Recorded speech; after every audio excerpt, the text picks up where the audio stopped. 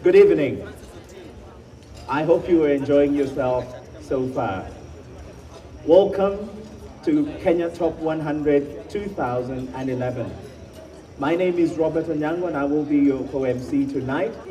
We want to welcome you and hope that you have enjoyed the evening so far. We have laid before you a meal that is fit for a king and a queen too. Now, we have a long night. And I do hope that every one of us has prepared to spend that time with us because we have a lot in store for you. Ladies and gentlemen, as we begin tonight, I just want to tell you a little bit about the top 100.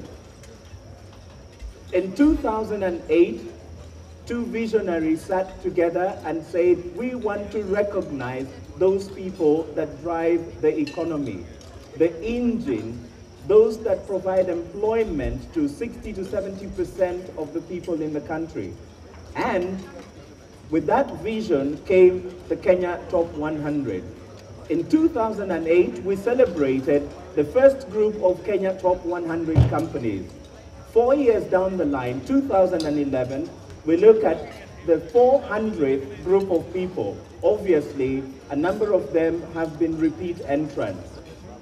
Ladies and gentlemen, the Kenya Top 100 has grown by leaps and bounds to where it is at today. Amongst the group that we have celebrated within the top 100 ranks are people that have gone beyond the 1 billion turnover criteria that we determined to use for top 100. And we therefore have recognized and inducted this group into what we call the Club 101. Ladies and gentlemen, tonight we will have another group of inductees into Club 101. And shortly, we will be introducing them to you. But I just want to say this because this may be a new experience for a number of you. It is a celebratory evening, and I encourage that every one of you will celebrate the night. And so please do feel free to cheer on as we will be counting down the winners, starting from 100, counting down to number 1. Please feel free to join and cheer them. As I like to do with every function that I attend, I encourage everyone to be happy. No sad faces.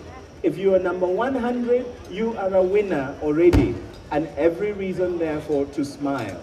So please put a broad smile on your face, enjoy the night, get to know somebody you didn't know before, and stay with us until the very end of the program tonight. Ladies and gentlemen, because time is fast spent and we want to use that time wisely, we are privileged tonight to have special guests with us, people who have set aside their time to come and join us in this celebration. Ladies and gentlemen, please allow me to invite on stage to give a few opening remarks the Chief Executive Officer of KPMG East Africa, Mr. Josphat Mwaura. Ladies and gentlemen, let's give him a big round of applause as he comes to make his opening remarks. Ladies and gentlemen, good evening. As I was standing out there this evening, I was watching many of you strutting in, and the word is really strutting in. The chests were out, the dress, the aura about you was one of confidence. And for some reason, it demonstrated not only confidence coming out of achievement. Some of you obviously have been going to the gym, and others are very well endowed. So, you know, it was very good to see you walking in. And I saw all of you really proudly walking in as winners. And you are winners, so please give yourselves a big hand because you are a winner. As Robert mentioned, this is our 4th year. And this event is becoming a very important item in the business calendar here in Kenya. But we hope to make it so throughout the East African region.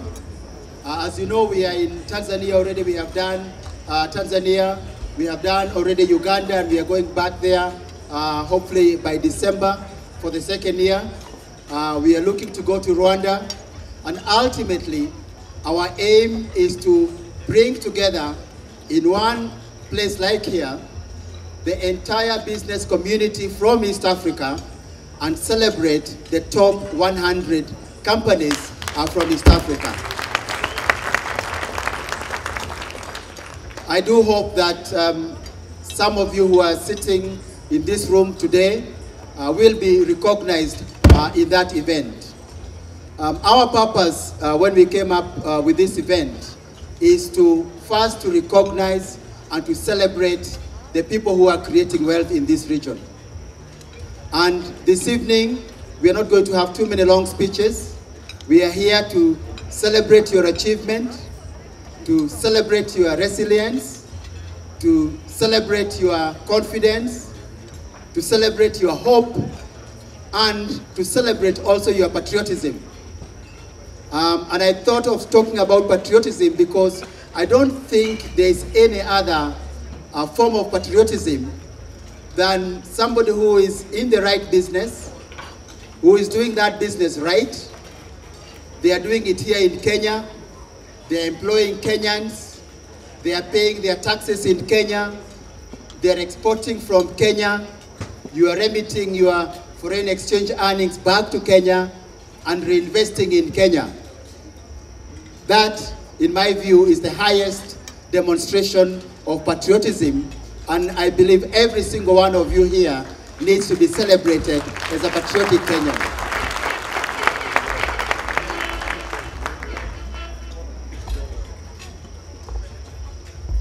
So this evening, we are giving you an opportunity to just have fun, to also get to meet other people, to share and learn from them, to encourage each other and to inspire each other, because we are aware that there are many challenges ahead of us.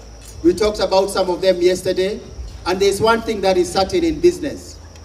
Every single morning when you wake up, you're going to be waking up to new challenges. The challenges that Europe are facing affect us because that is part of our export market.